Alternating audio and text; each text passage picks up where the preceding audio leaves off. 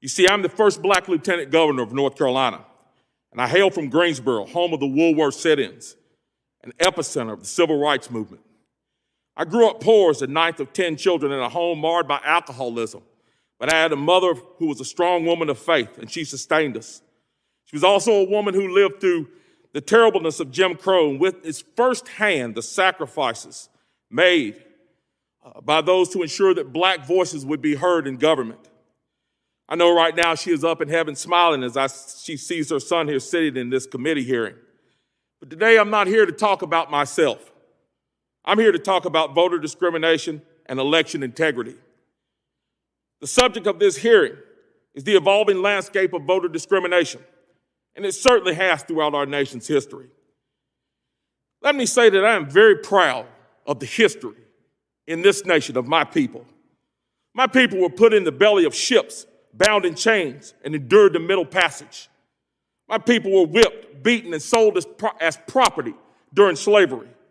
During Reconstruction and throughout Jim Crow, black people were intimidated, harassed, and even killed to keep them from having a voice in government. Symbols like chains, nooses, and burnt crosses are not just symbols of death, they are symbols of forced and coerced silence.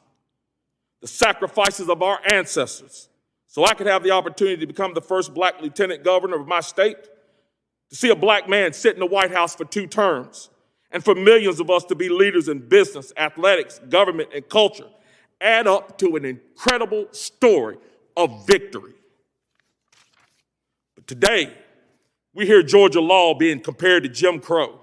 The black voices are being silenced, and the black voices are being kept out. How? By bullets? By bombs? By nooses? No, by requiring a free ID to secure the vote.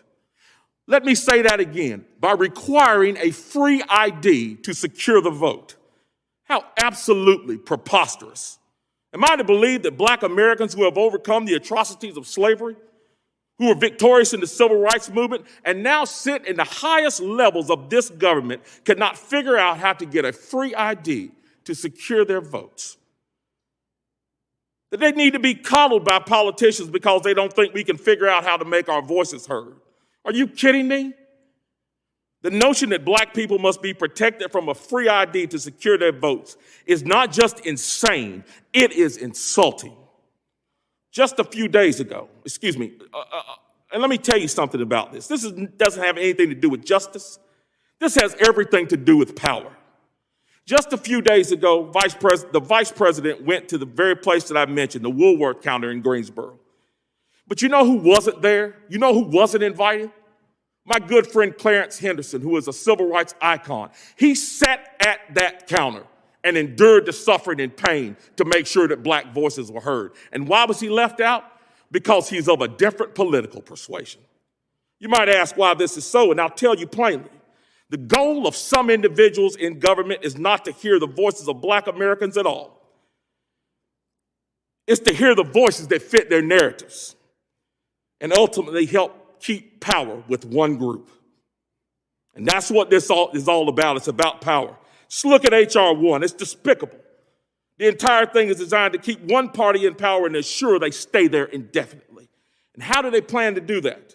By taking away the rights of states given by the Constitution to govern their own elections, to mandate a wish list, a partisan wish list that comes down from that federal government.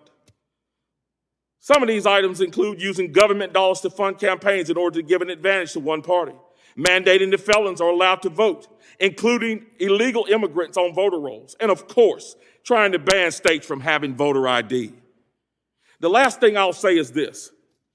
Many people know that I'm a strong proponent of the Second Amendment, and I always will be. I believe that the right to keep and bear arms should always be available to law-abiding citizens. But the first line of defense in maintaining the integrity of the Second Amendment is having an ID to show and requiring that ID when you purchase that firearm. In the same way, I believe that voter ID is our first line of defense for protecting the integrity of the right to vote. And that's what this should be about. It should be about integrity, not power. Thank you.